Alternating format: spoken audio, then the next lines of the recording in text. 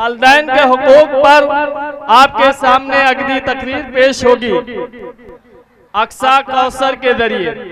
अस्सलामुअलैकुम वरहमतुल्लाहि वबरकातुहू। मैं इजाजत चाहती हूँ सदर जलसा से। बिस्मिल्लाहिर्रहमानिर्रहीम। नहमदुहु व नुसल्ली अला रसूलिल करीम व अला आलिहि व अस्हाबिही अजमईन। अम्मा बाद। अभी मैं तिफ्ल मकतब हूँ, मुकर्रिर हूँ नफजाना। अभी मैं तिफ्ल मकतब हूँ, मुकर्रिर हूँ नफजाना। तसल्ली दिल में रखती हूँ, सुना दूँ हक का फरमाना। मुअज़्ज़िज़ साइमीन और सामियात, आज मुझे जिस मौजू पर लफ्ज़ कुशाई करने का मौका मिला है वो है वालिदैन के हुकूक। जब हम छोटे थे तो लड़ाई इस बात पर होती थी कि माँ मेरी है, माँ मेरी है। एक कहता नहीं माँ मेरी है तो दूसरा कहता नहीं माँ मेरी है। तो हम कहते चलो ये बात हम माँ से पूछते हैं, तो माँ ये बात हंसकर टाल देती थी, क्योंकि माँ को पता था कि एक ऐसा जमाना आएगा अब लड़ाई इस बात पर होगी कि माँ तेरी है, माँ तेरी है। एक कहता मैंने पिछला महीना गुजारा है, तो दूसरा कहता मुझे पता है मेरे बेटे की नींद किस तरह खराब हो जाती है माँ की खांसी से, और आज वही माँ बोझ बनी हुई है जिसके कदमों तले जन्नत जुड़ी हुई है। मुअज़्ज़िज़ साइमीन और सामियात, आज हमारे यहाँ भी ओल्ड हाउस बन गए हैं। जब माँ बाप बूढ़े हो जाएं तो उन्हें ओल्ड हाउस में छोड़ दिया जाता है।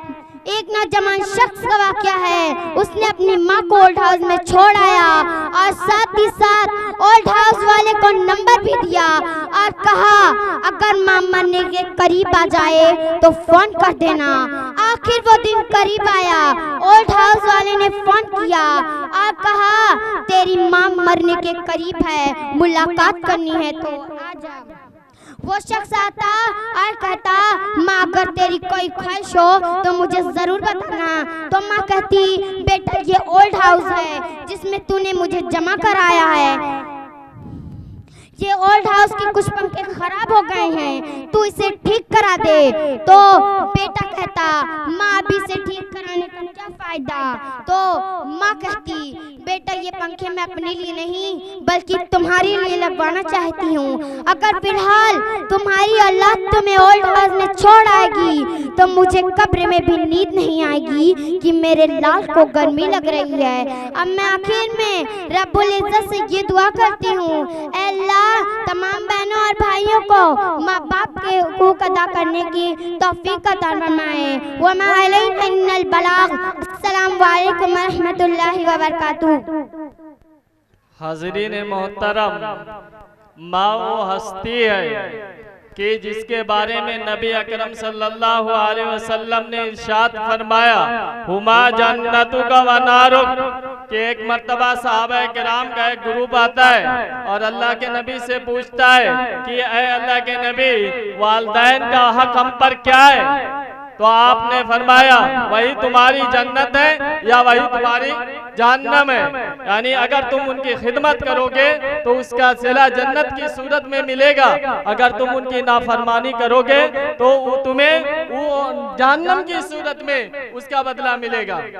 एक वाकया मैं बयान करूं कि इमाम कुर्तबी रहमुल्लाह ने एक वाकया नकल किया है कि एक नाफरमान वालिदैन का कि उसको दुनिया में किस तरह सजा मिलती है।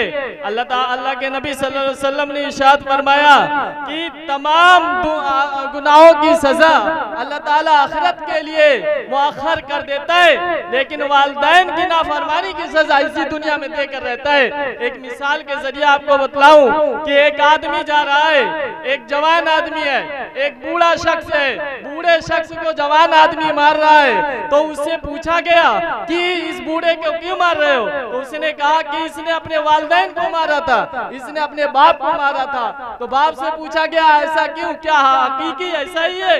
उसने कहा बिल्कुल ऐसा ही है, मैं भी अपने बाप को मारा करता था। वाकई अल्लाह के नबी सल्लल्लाहु अलैहि वसल्लम ने सच कहा है कि वालिदैन की नाफरमानी की सजा इस दुनिया में मिलकर रहती है। और इस वाकया में आपको बयान कर दिया गया कि वालिदैन ही हमारे लिए सब कुछ है। अजीजाने मिल्लत, इसलिए कोशिश हम करें ये कि वालिदैन की जिस कदर हो सके उनकी खिदमत करें, उनकी कदर करने, मरने के बाद तो सबकी कदर करने लगते हैं।